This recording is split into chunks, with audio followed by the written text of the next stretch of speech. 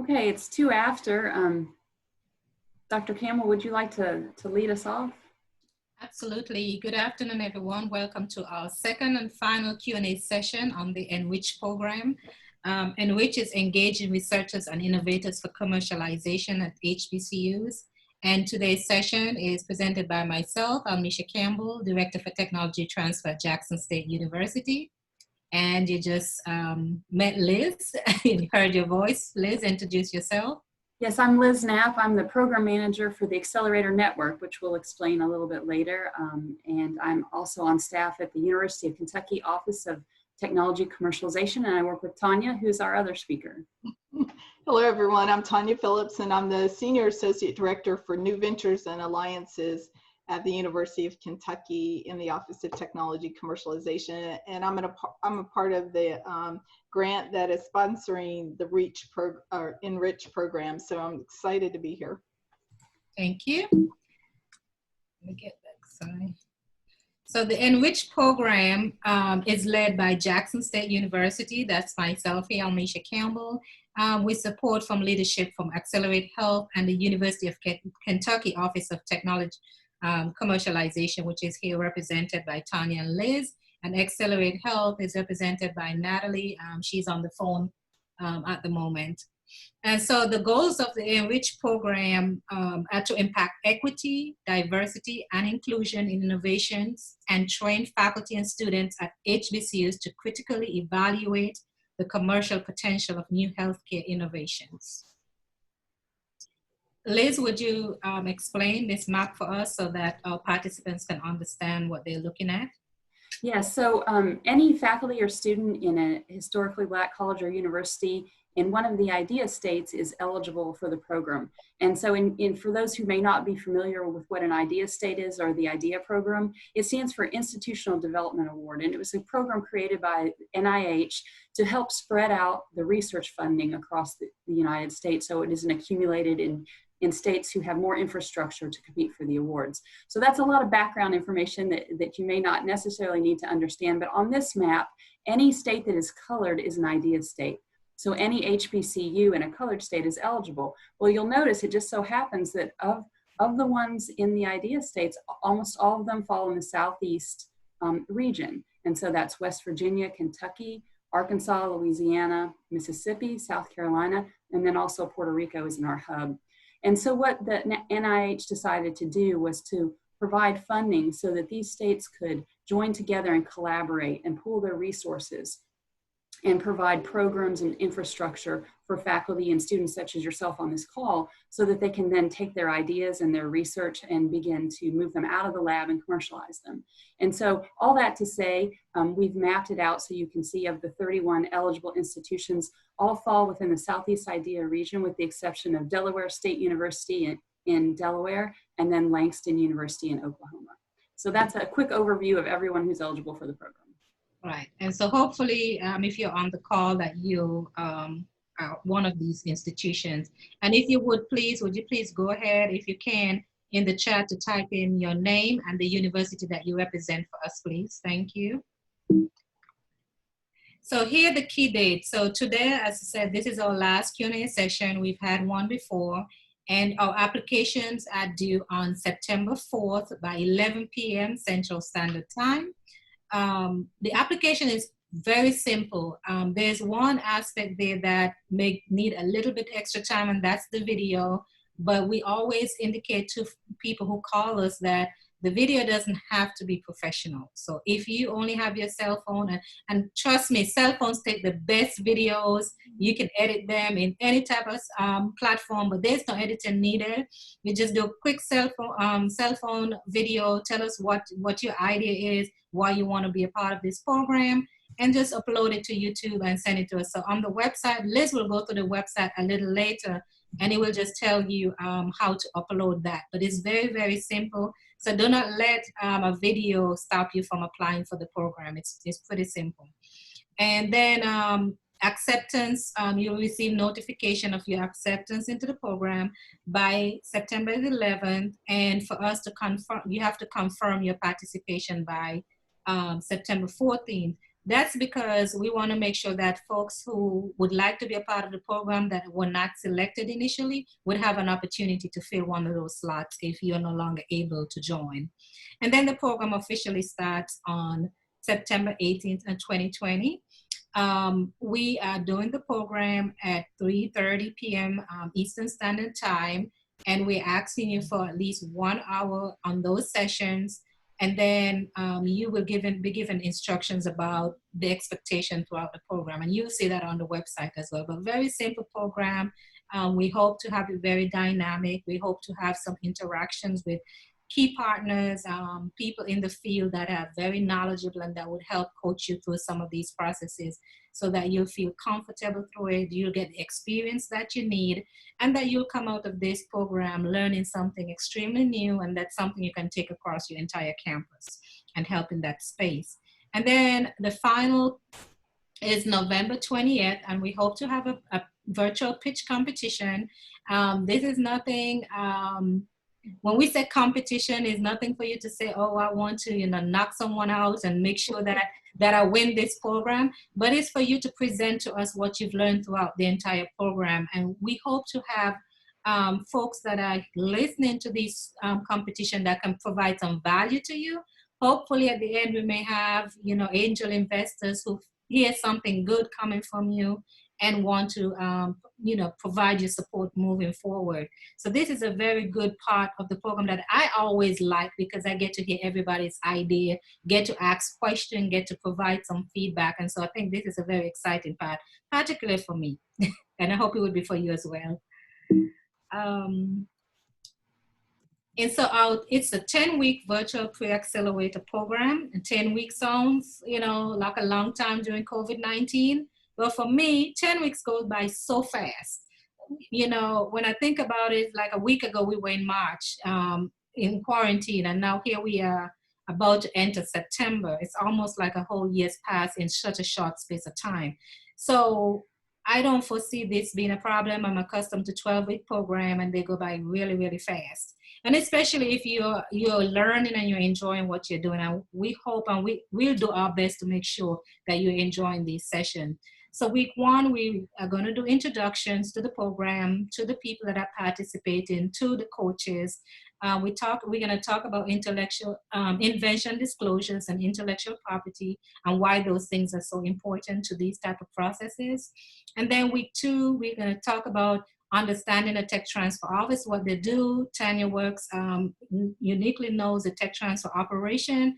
I run the tech transfer operation here at Jackson State University, and there are people on board that will give you a whole background of how these work. I know there are a lot of HBCUs that do not have a tech transfer office, so we want to provide some value to you here, where we're telling you how this works and what can be done if you don't have one at your various campuses. And then we want to talk about understanding the patent landscape, how to do the searches and the market assessments. Then in week 3, we focus in on the business model canvas and the customer discovery process. Then week 2, we're doing pivoting and the value proposition. And you'll get to know what all these are. So they may sound pretty new to you right now, but trust me, when you get into it, you're going to go, a light bulb is going to go off. Okay, I get it now, and I understand what we're doing.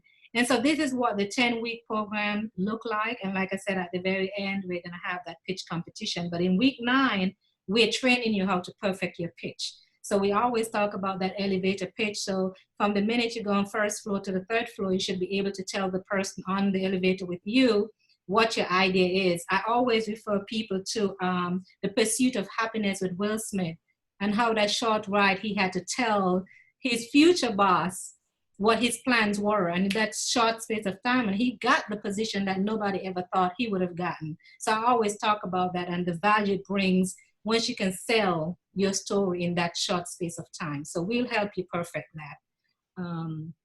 And then I'll pass over to Tanya so she could talk to you about the program objectives. So, one of the things we want to do is make an impact on diversity in innovations and startups. So that's why we're excited about this program. And we want to be able to train faculty and students at HBCUs to be able to evaluate the commercialization potential of their ideas and innovations, and then learn how to get those out into the marketplace. So you're going to be immersed in this commercialization language and knowledge, and you're going to gain a lot of knowledge from that and learn how, what is the development pathway for those technologies. And then we want to support you in this establishing this accelerator for the program. So we're hoping that this is something that could be sustainable and ongoing, even after we finish this one cohort of the program.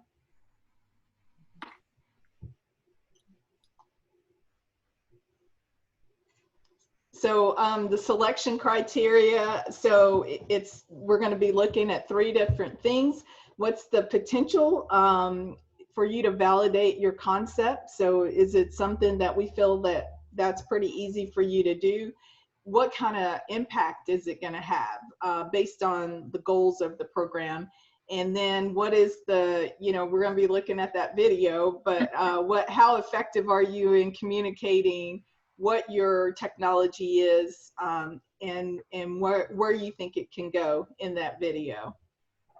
And I've seen, we did this for another program that I'm involved in, and the videos are just really neat. And so don't worry about it. Just relax and tell us what it is your technology is, and it'll come off nice. Yes, that's a very good point. And even if you don't have a set technology, but you have an idea about something that you could do, which is something, of course, it has to be healthcare related. Mm-hmm. So it could be an app, it could be something else, whether it's an educational piece, or it could be a deep technology. But if you don't have a deep technology, you still, still have some ideas. So we just want you to tell us, and with some enthusiasm, yes, what your idea is. Yes, and that really helps sometimes, because when we see that enthusiasm, we're like, oh, this person's going to be great for this program. They're willing to learn, and we can coach them through the process. And even if you think your idea is not good, still apply, because we'll be able to help walk you through the ideation stage. And so sometimes it's I'm thinking about this, but I don't think it's a good idea, that it's not commercializable. Well, our role is to help you through that process and get it to the stage of commercialization. And I will say, enthusiasm is a big part of this, because as Almisha said, this is a 10-week program. So we're looking at people who are going to be committed to the program and actually want to do the work that's required to move that idea or technology forward. So that'll come across in your video too. Right. Absolutely.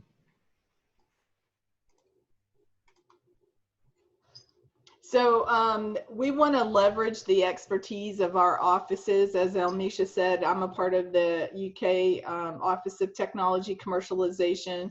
Almisha has tons of experience doing tech transfer at Jackson State, where there is an I-Corps program. So she's had to take people through these types of programs many times. I've been involved in a similar program at University of Kentucky. And then Accelerate Health is a regional health-related accelerator, and they have tons of companies that come through their program every year, and with a specialty, on health-related technologies. But one of the things too, if you have a health-related technology, going through this EnRICH program may position you to be able to then go on through Accelerate Health's program. So this could be a stepping stone for you to getting into another type of accelerator. Absolutely. And so we have all this experience, and as well as the coaches that we're going to have participate in the advisory board. These are people of many years of experience in this field. Some have done great jobs with startups. Some have run national programs. And like Tanya mentioned about the I-Corps program, I've been doing this I-Corps program, I think, for the last 5 years. But apart from that, I was nationally trained. I was an entrepreneur lead in the national I-Corps program. So I went through a grueling process. This is a pre-accelerator program, but I went through the program on a national level, which is really a really tough process if you're not excited about it and willing to learn.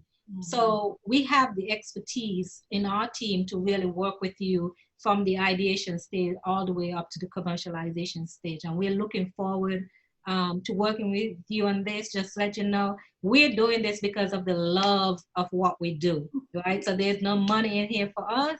There could be potentially money for you at the end of it if we help you come up with something great. It's yours. It's, you know, it's not ours. We are doing this for the pure love of what we do and the belief that we need to share this expertise, as well as we mentioned earlier, the diversity, the inclusion. Research shows that a lot of minorities are not involved in the commercialization process. And so this is one way for us to help fill that gap. And potentially you may want to have programs like this on your individual campuses. And we are great resources for you to help you do that as well. Yeah, and I'd like to second that. You know, I've been at UK working in this area for about 15 years. And it's really great when you see a researcher benefit monetarily from all the hard work that they've been doing in the lab over years, you know. And so this is a very rewarding job that we do. And as Almisha said, I really enjoy it. I really enjoy seeing people succeed and move their ideas forward. Absolutely. Oops. Went to that. So we have other instructors, but just wanted to point out some of these two, not myself, but these are the two. Attorney Angela Grayson, very dynamic speaker, very energetic, loves what she does. She's a skilled patent attorney. Very excited about this program, has been pushing this program tremendously for us on social media as well as with some of her clients, because she's one of those people who really believe that we have to have these type of programs in our HBCUs. And so we're happy to have her on board. She's also part of our advisory board, but she's going to be one of our coaches throughout the process. Grant Warner is at Howard University Mechanical Engineering Department. He's a national I-Corps program coach. So he would be one of those persons, if you go to the national program, would be one of your coaches. So to have him here at this program is really, really good for us, because he's going to really give us what happens there, a little touch of it, so that if you go through this program and we said, okay, we think you're ready to go through the national program, then he's somebody who can give you all that experience right there. So I can come from the experience as a participant in the national program, and he can come from the coaching program. He also runs an I-Corps program at Howard University. So we're happy to have these people. I mean, their time is valuable, so I'm so happy that they're able to work with us through this program. And I'll let Liz take us a little bit on the EnRICH website. We have a few things in production and some we're still working on, but we'll walk you through what the site looks like right now. Okay, I'm gonna change to share my screen and move on to the website to kind of walk you around there. We tried to make the application process. Well, first of all, can everyone see the website? Okay, I can, yes. Okay, great. We tried to make the website as user-friendly as possible and as easy to apply as possible. So there's a menu drop-down here, and if you want to go directly to the application, you can go to the apply page. And I thought the first thing I would do is just walk you through the application itself. It's a single page. There's no login required. There's no password, but then you also can't save your entries. They'll be emailed to you after you submit, so you may want to prepare them on a separate piece of paper. And so there's just a few questions. We asked your name, email, some demographic questions, and then the eligibility slide we covered previously is preloaded in here. So the 31 HBCUs are here in the dropdown. If for some reason your school isn't listed, or if you want to take a shot at applying and you're not listed, select other and put your academic institution in here and we'll contact you. There are two program tracks that Almisha mentioned. There's the student track and the faculty track. So pick which one you are, and then there will be questions to answer. So for faculty, we just ask your rank and the departments you're associated with. And for students, student applicants, what level of study you are at currently, and what's your expected graduation date, and then also what your major is. And then, as Almisha mentioned earlier, this program is to accelerate healthcare ideas or health-focused ideas, but it's very broad. And so you don't have to have you know, a drug that you're working on to cure cancer necessarily, but if you do, that's excellent, and we would like to work with you, as well as someone who may have an app to improve the social well-being during this time of COVID. So there's a huge range of things that you can come and bring to the table. Also, just to clarify, you don't have to have a prototype, and you don't have to have a patent to enter this program. So as she said, it's pre-accelerator. We're going to get your ideas churning and help you work with those. Then come the essay questions. And so just in brief, describe your idea. This will just complement your video. And then tell us just what have you done? Have you done any testing on it? Have you sent it out? So just a little bit of background on any work you've done on the idea or the research so far, why you're interested in the program, and what you hope to get out of the program. And then this is just a reminder, just a check for your time commitment. And so up here above the application, it explains that we'll be meeting from 3:30 to 5 Eastern Standard Time every Friday for 10 weeks. So that's an hour and a half of Zoom time. And then we estimate only an additional 2.5 hours of going through the Udacity course or reading or watching videos on your own. So you can see it's not a huge time commitment. We're estimating about 4 hours a week total. And then the last thing is to enter a link for your video. And so just a reminder, please don't make it longer than 2 minutes. You can make it shorter, but not longer. And up here above the application is a reminder of what to put in the video. So introduce yourself, describe your health-focused research or idea or invention, and then what problem are you trying to solve with it? And who do you think would be interested in that product or service? That's really critical. If you've done that thinking, that's a big bonus on your application. And then what are your goals for participating in the program? So that's a lot to put in 2 minutes, but I think it can be done. So after you create your video, you want to upload it to YouTube. You want to make sure it's marked unlisted. If you mark it public, everyone can see it. So this is, you may want to keep it just so that we can see it. If you mark it private, we won't be able to access the link. So just make sure it's marked unlisted. And then once you have that YouTube link, or if you have other software, you can create your link in other ways where you don't have to use YouTube, but I know it's a free resource that a lot of people are comfortable with. Paste the link to your video here and hit submit, and that's it. That's all the more there is to the application process. So most of the things we're covering in the PowerPoint are also shown on various aspects of the website. So I'll just briefly walk you through those through the menu. So we have About EnRICH, which is the homepage. The program overview is a site that shows the schedule that Almisha covered and some other accelerator programs we have. So EnRICH is the last one in this lineup, and it tells, you know, who's the program designed for, ideally, how the weeks will be laid out, and then it also links you back to the application. So you can review that there. And then the last thing I wanted to point out is we have a Q&A page that I think is pretty helpful. It tells, you know, common questions you may have, but one that I wanted to draw your attention to is how will the sessions be structured, and do I need to purchase any materials or software? So the answer to that is no. Everything, as Almisha mentioned, is free. The program is free of charge, and we're using open source tools. And so the Udacity, How to Build a Startup, there's a link to that. That's the Lean Launchpad by Steve Blank. He's a well-known entrepreneur in the public realm. And we're asking that you sign up for this course and then listen to the first 4 sessions before we get started. And then we'll also be using another tool called Canvanizer. And so Almisha talked about the business model canvas. And this is an online tool of that canvas that allows you to put things in and edit and share with others. And so it's also free. And so basically this Q&A page kind of can orient you, give you some background information. And other than that, we have a sponsorship page, but mostly want to draw your attention to how to apply. Yeah, and one thing I would say about the video, because sometimes people ask about the video, and I always go back to my experience when I was in ICO and DC, and when they told us we had to do a video, I completely forgot. I had a MacBook Air, and I went to my hotel room, just put on the webcam and just took my video right there. And I was like, hey, you know, all excited, and then had some money coming across, you know. And then when I went in, I said, okay, they're going to kill me with my video. But it was actually one of the best videos because I had a lot of energy. And then I had the fact that if my idea works, I'm going to get all this money.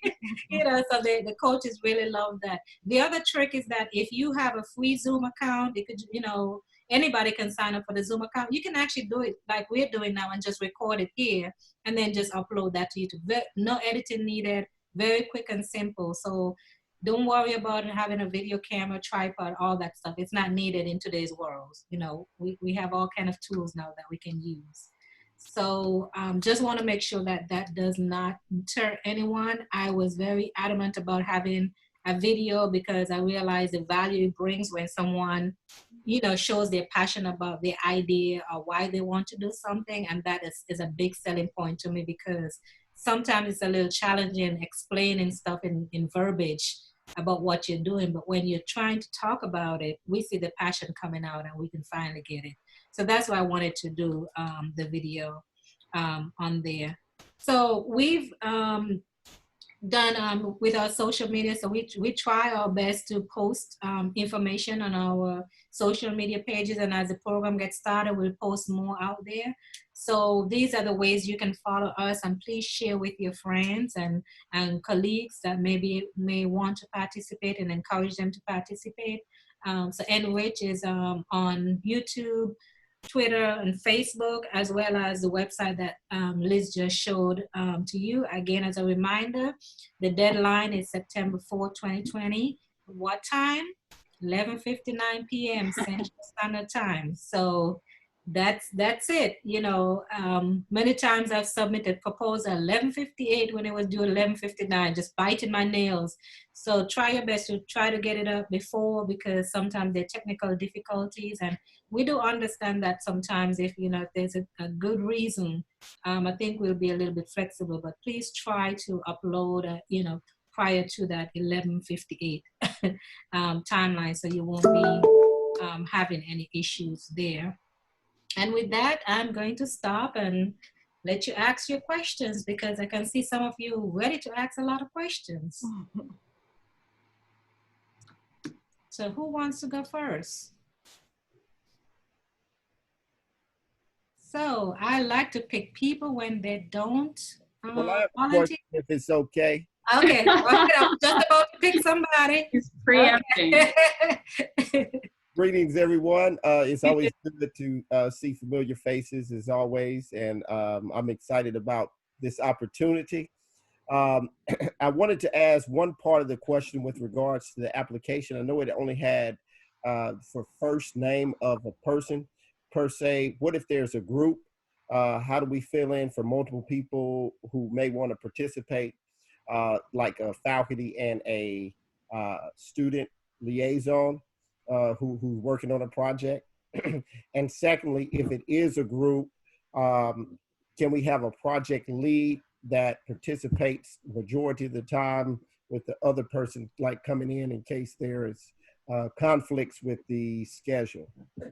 Yes, that's a good question. We were asked that question. I think we were asked it online as well as offline, the same question. And so we talked about it and we said yes, but you have to specify each person on the team must apply, right? And they must specify, maybe in the box that explains where your technology is, just make a notation that you're part of, you know, that person's team, and who identify who the lead is, so that we're aware that you're coming in as a team.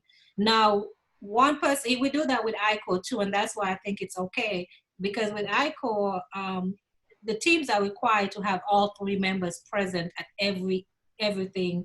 But ICOR is team. This one is not team, but we have the entrepreneur lead, the academic lead, and then the mentor, and all three must be, you know, must be together. But when you're doing your regional or even here on campus, some people have extra people on the team, where those extra people are not required to participate, but the leads are expected to participate.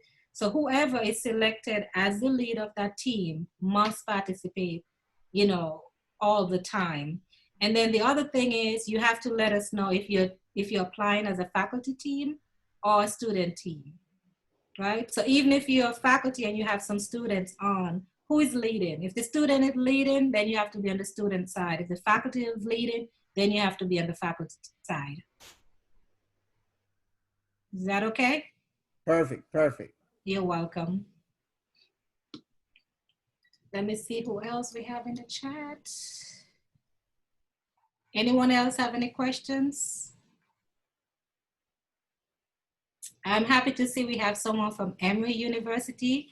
Yes, Georgia is not in the Idea State regions, but we may have opportunities to, as Liz said, some sort of, hi Nicole, some sort of collaboration that we may have, whether it's through the Accelerate Network program or some other initiative, we might be able to do something with you. So I see you send your email address. So Liz will reach out to you and we can see how we can support you with what we're doing.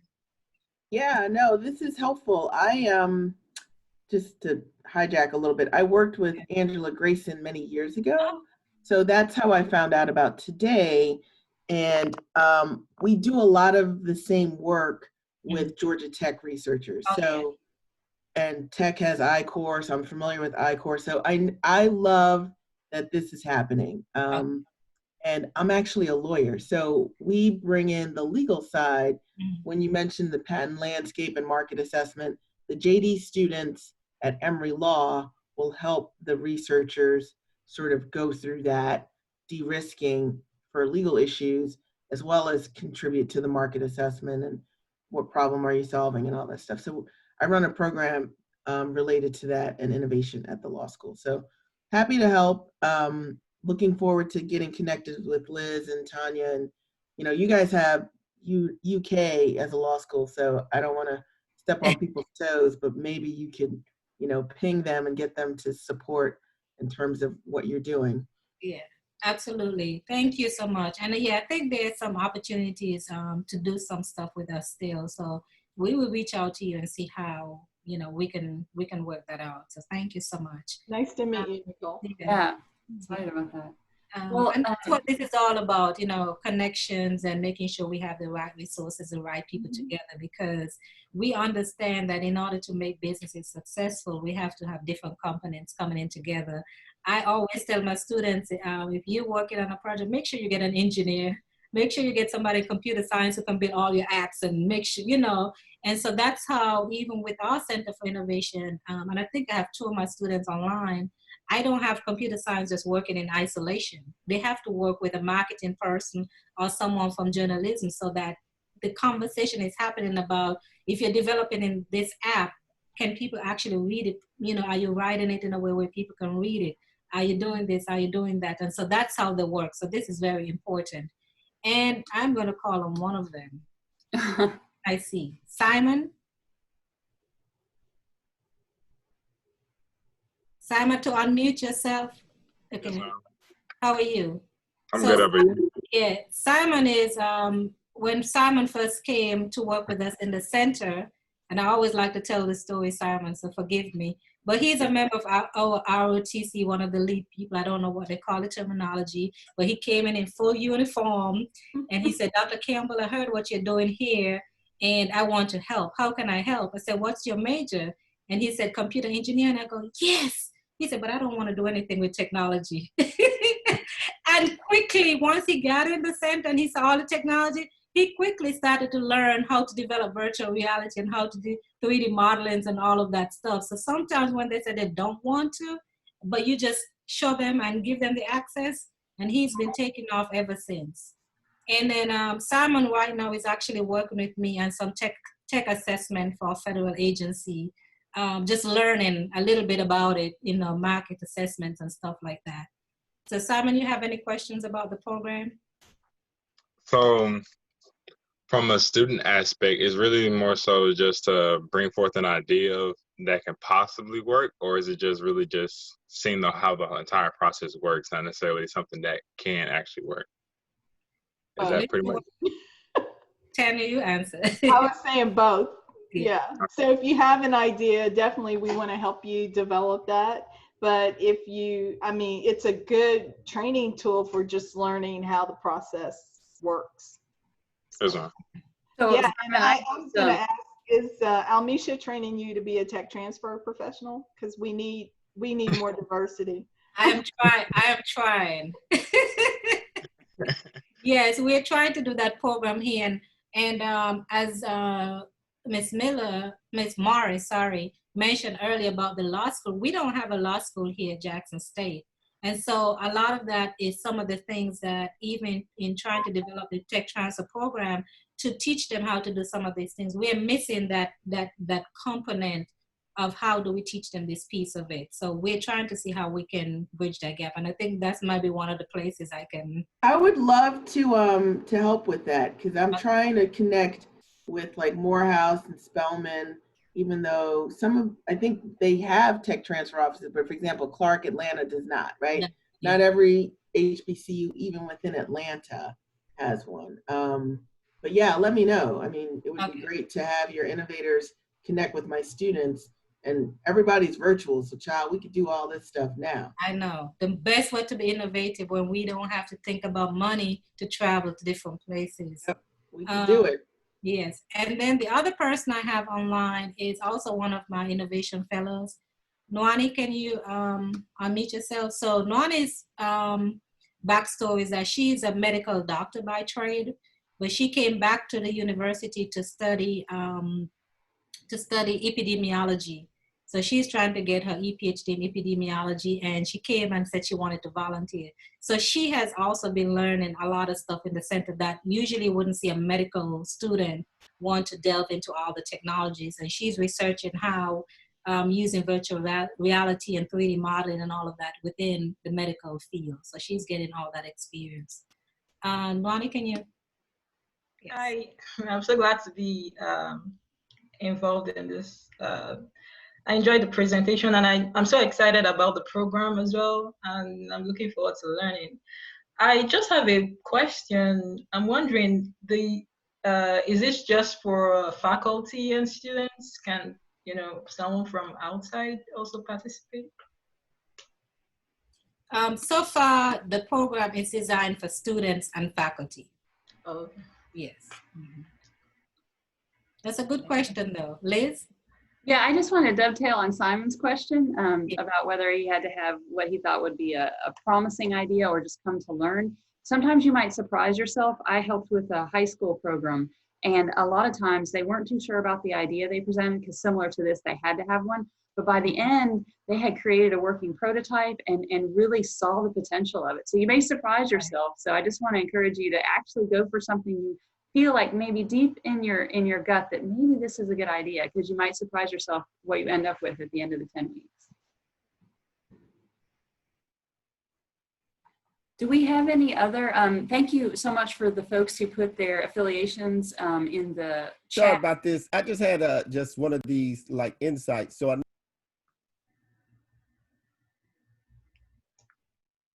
right. Sorry about that. I know that she's not in the state. Could she partner with Claflin University? Could we do that way? Tanya, what do you think? I'm going to the board. I'm going to defer to the board member. I missed the first part of what you said. Can you repeat the? So we have somebody with expertise in the legal area that currently the university, Claflin University, may not have, right? So let's say I'm putting together a project. I want to bring her on part of my team, or as part of the co-founder or something. Even though she's not involved in the accepted region, could she be a part that way? I'm thinking as long as you're the lead, that you can add whatever help you need to help you commercialize the technology. I don't know. Almisha, what do you think? Yeah, I agree. That's my thought process as well. The lead has to be the one that's going to make sure they have all what's needed for the criteria to be accepted in the program.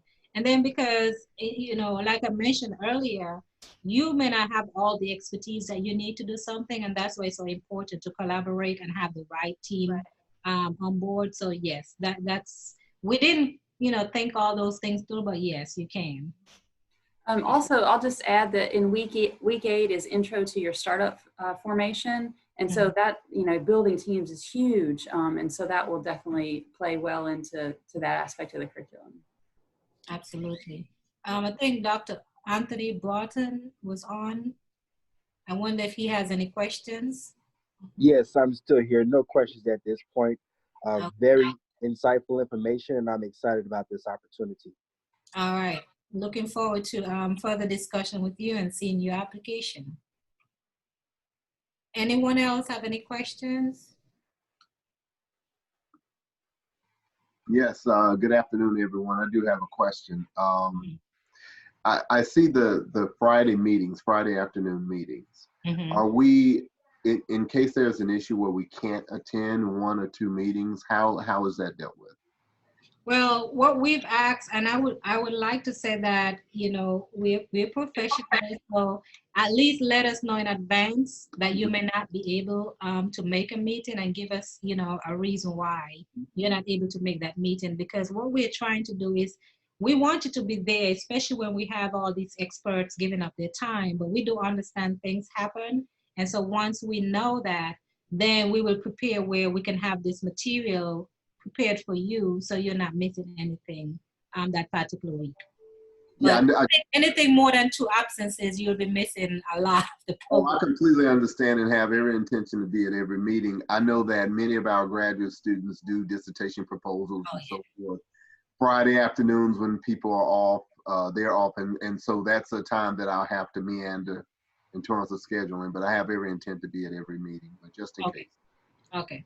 Thank you. I would say too, we're thinking of this as a cohort, so we need everybody to be there, because you're not only helping yourself, you're helping the other people. So when you're absent, it's felt.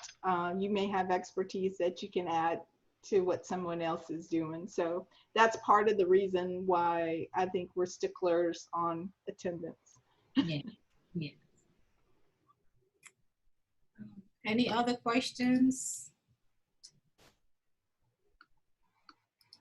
This is Amal Mitra. Yes, I'm sir. from Jackson State University. Hey, how are you doing? Doing good. Good to see you all. Now, I was trying to get the application done, and there are a couple of sections, like one place you can write about your project. My question is there any word limit? It says that it's a short, but how short is short? I'm not sure. So is there any word limit? That's my question. Yeah, go ahead, Liz. Well, I don't think technically, I probably shouldn't say this, but I don't think technically you'll get cut off. But I think, probably not more than a page would be reasonable. Yeah, sure.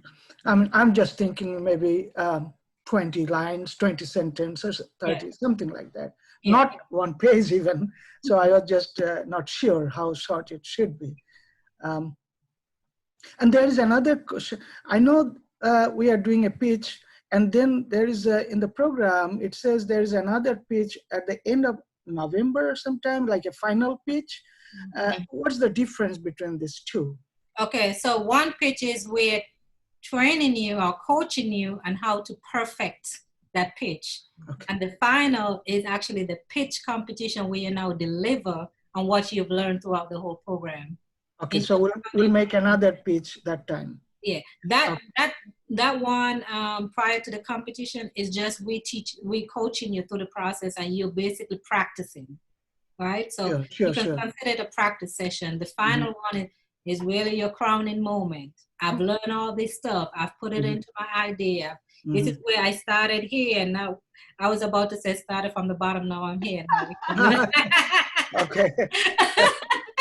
But where you started, we always look at it like lessons learned. What did I learn throughout the process? Yes. So I started, I know X, and now here's where I'm at, and here's where my technology and my idea is. And I'm happy to present this to you. So it's your final pitch. Definitely, that's our goal, that we'll learn a lot. Yeah. I'm sure in 10 weeks time, we'll definitely learn. And also from the website, we are learning. We have started learning about the program. Yeah. Exactly.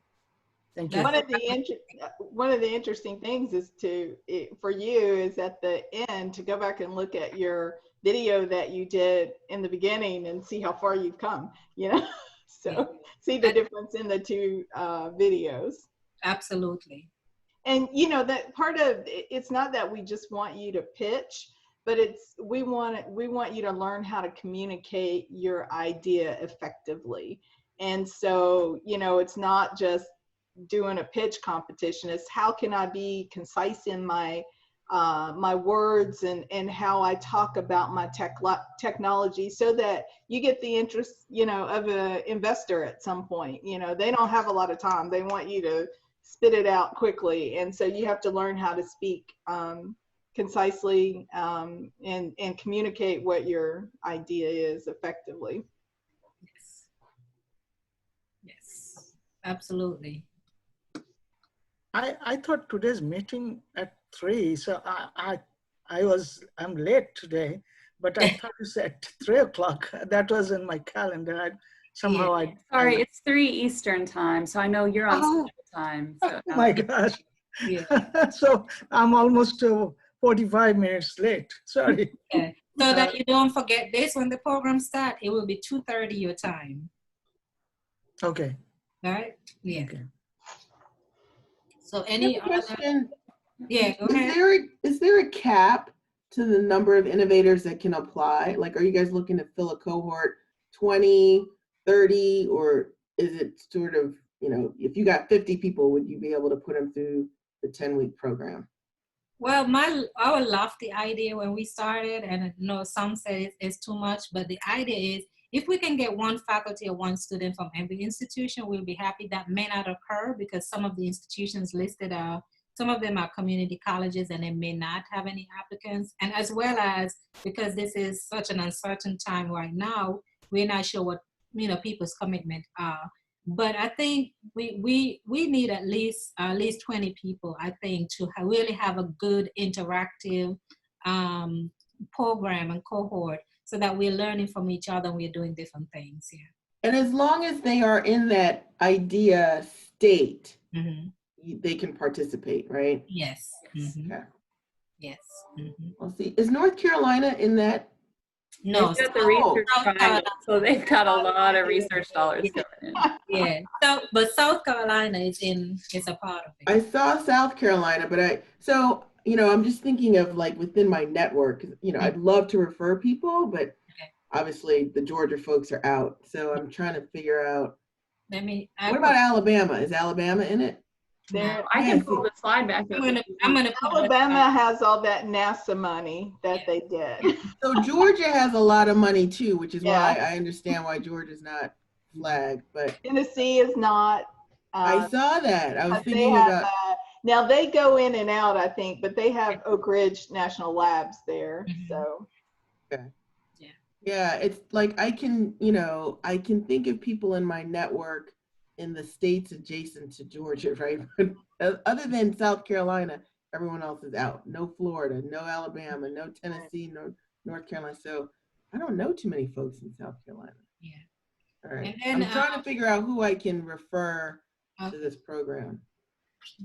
And we can send you these schools if you, Liz can send you this email so you'll see what schools. Well, we're going to make the slides available and the recording also. So. Okay, very good. Thank you. And then just as an aside, next year, the next cohort will be including Hispanic serving institutions as well. Because Puerto Rico is actually a part of our network when it comes to the Accelerator network. And so they'll be included in the next cohort. Next cohort. Okay, I do have a contact in Puerto Rico, actually, on the legal tech side, but I don't know if he knows any innovators. Yeah. But they can't apply to this upcoming deadline in September? Well, it's for HBCUs, and when we checked, we didn't see any in Puerto Rico, right? No, there aren't any in Puerto Rico, not that I know. You're right, never mind. Okay. Yeah. No, I love the way you're thinking, and definitely next year that we need more like that. Yes, absolutely. Well, I mean, I feel like I learn about all these wonderful opportunities, right? And I can't personally benefit, but I'm going, can I amplify this somehow and get it communicated. And then I'm trying to make sure what are the limitations. So I don't, I don't excite someone at Clark Atlanta and I'm like, yep, not Georgia, sorry. Yeah, and usually, well, you're familiar with what Georgia Tech is doing there. They have the ICO program, so I work very closely with them there at Georgia Tech too, on both sides, the innovation side and the venture side. So they have a lot of opportunities there to train folks in that area if they need to. They do train the trainer as well. But yeah, so this is where we at right now with these 31 institutions that are, I would love to see some of the community colleges take advantage because they do have a lot of health related programs, and they also have technology programs. And to me, they do one of the best jobs of training students in the medical field and the technology field at that level. Yeah. Good. Liz, anything we're forgetting that we need to make sure that they're aware of? I think we covered most of that, but I just want to say thanks to everyone who put your affiliations in the chat. And if anybody has yet to do that, please do that so we get an idea of who we might be able to expect applications from. Our contact information is on the website. So please let us know if you have any trouble with the application or any questions. We're happy to field those. Absolutely. And then again, the key dates, which is very important. Your deadline, and I think I said 11:59, but that was Eastern Standard Time. But if you're in Central Standard Time, 11 p.m., and trust me, Liz and I will be up at 11 p.m. looking to see what applications came through. Absolutely, absolutely. Yeah, so. There is one other thing. I realized since we didn't have a registration for this Q&A, if you would like us to email you the link to the recording, just make sure you put your email address in the chat too, because that's the only way. But otherwise, it'll be on our homepage. We'll have the link to the recording on our homepage as well. So about registration, is not, if we apply, is not automatic registration, or we have to do registration separately? I think we would use your application as the registration, so I don't think we'll need a separate registration. And then I see the deadline to confirm program participation. Yes. It will come later after we apply, right? Yes. So after you applied, there's a review panel, and then we get back to you and let you know that you've been accepted. And then we provide you with that deadline that we said, you now have to tell us, confirm that you're actually participating, because we know things can change, from day to day, but we want to ensure that if you apply, you get accepted, that you're actually going to participate, because what we don't want is that we give up slots for people who want to participate, and then they're not able to participate, right? So we just asking for you to confirm that. Thank you for the acceptance into the program. I confirm I'm participating. Very simple. And we'll have everything ready for you. Again, I love that this program is free. It's providing you, with all these free resources, it's providing you, it's a best networking tool ever. I can't tell you how much, when we started with the Accelerated Network program that was funded by the National Institutes of Health, when I got into it, I was like, okay, I'm not looking for any money. I don't care how much money comes from it. I'm just looking for the network that Jackson State and the state of Mississippi can benefit from, because the state is actually benefiting from all the programs within the Excellent Network. And for me to come now and see that we're getting this program out of it for HBCUs is a huge deal. So it's valuable. I want us to take full advantage of it. It has a lot of potential. There are a lot of people backing it. United Negro College Fund, we had folks on there who are on the board who are very interested in what we're doing. We have National Institutes of Health. They're looking forward to see how this program works, and hopefully we can leverage it to get more funding. We're hoping that we could get more corporate sponsors, that we can provide more resources for you, and this program could be sustainable for a long period of time. So please encourage others to join. send the video link to them, send the website information, social media page, and get it out there to your students and to your colleagues. So, yeah, I think this is a great program, and many people still do not know about this program. That's the problem. I mean, with some people, how much resources we have, even in the website, people cannot realize unless they know about it. So it's really, we need to really disseminate this information. We've tried our best through social media, and I think we had a press release early on to get the word out. But, you know, I think what, you know, part of it is going through at one time and then having those people tell the people that they know about it. And then, you know, it kind of snowballs after that. So hopefully we'll pick up some speed. Yeah, one of the things we did early on, and I agree with Tanya, we reached out to the administrators at each institution, introduced the program to them, why we're doing it, and then we moved on. We did the deans, department chairs, and then we reach out to people that are over particular programs like the LSM program, and all these different programs where we know that students are. And then, but we also need people on the various campuses, like you, Dr. Mitra, in your College of Health Sciences. I spoke to your dean today. But if your students and the faculty in your department, then I think the word of mouth sometimes get better traction than them posting some of the stuff out there. Yeah, our dean actually informed it. So that's how I got it. But I think we can also inform this in our class. Right. Absolutely. Absolutely. Absolutely. And, you know, a lot of times what I find faculty telling me, I'm working with another institution with our ICO program and training their institution, and the faculty actually puts the program part of the curriculum where the student, a part of their syllabus where the students have to participate in the program for X amount of period of time so they can get credit for the classes. So sometimes that's something that works for the student. If you tell them, like, for this particular class period, whatever, you need to be in this, you know, program, rather than coming to my class on Friday at, you know, at 2:30, be in this program. And I think tie in everything they learn in the classroom, you're in health. So that's the best way. The students in the health classes should have ideas or may start thinking of ideas once you tell them about this opportunity. So you will just have to figure out, how do I, if your class is on Thursday, move it to, you know, virtual. They can join in virtual on the Friday rather than coming to the Thursday class or something like that. I know you will know how to be creative about it, but there's ways to do that. We'll do it. All right, Dr. Mitra. Thank you. Any last words, Tanya?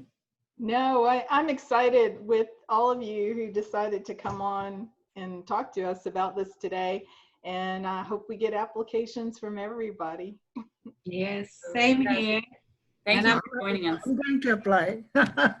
Thank you. Looking forward to working with each one of you, learning from you, learning with you, and working along with all the other partners that are involved in this program. So thank you so much. Ms. Morris, thank you very, very much. It was nice meeting you, and look forward to talking with you soon. Thank you. Appreciate your support. All right. Take care, everyone. Bye, everybody. Bye, everyone. Bye.